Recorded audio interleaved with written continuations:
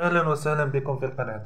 خبري لهذا اليوم عن المذيع التونسي المثير للجدل قدور لارتيستو، الذي انتشر له مؤخرا فيديوهات عبر منصات التواصل الاجتماعي، وهي فيديوهات رقص وغناء.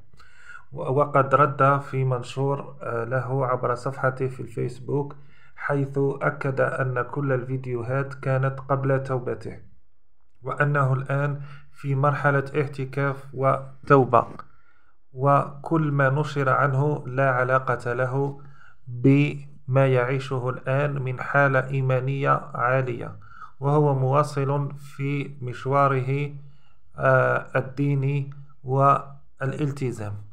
إن أعجبتكم القناة لا تنسوا الاشتراك فيها وتفعيل الجرس.